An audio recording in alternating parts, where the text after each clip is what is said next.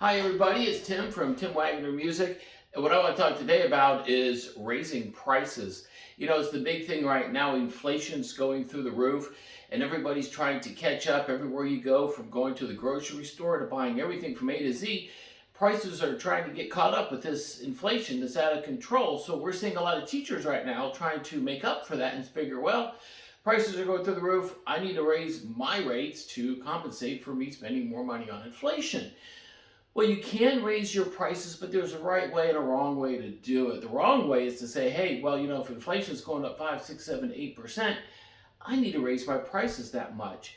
And you are probably going to piss off a lot of students, parents, and maybe students themselves if they're paying for it by raising your prices that much.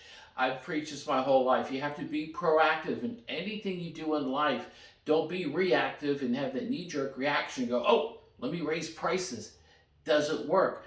How many times have you had your cable bill come to the end of the contract and all of a sudden you're like, holy cow, look at this. It's $80 more a month for cable? Screw them. I'm calling satellite. The hell with cable.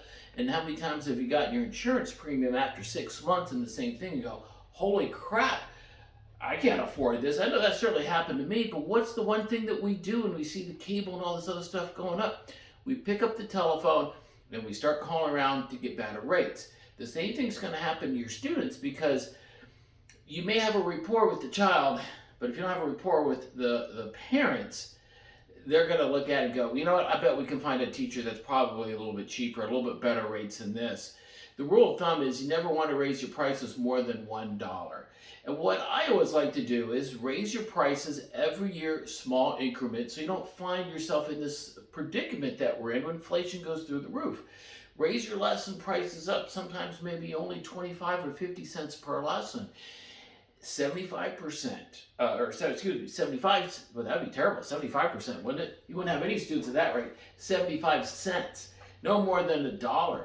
Because if you go much more like that, people are going to start shopping around. But nobody's ever going to complain and go, oh, 50 cents for a lesson going up?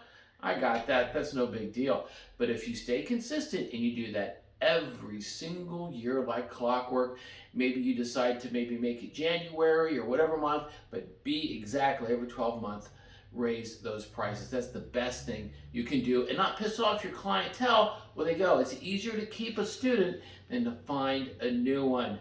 Don't raise your prices too high. Be proactive, and you're going to keep your students and make more money in the long run.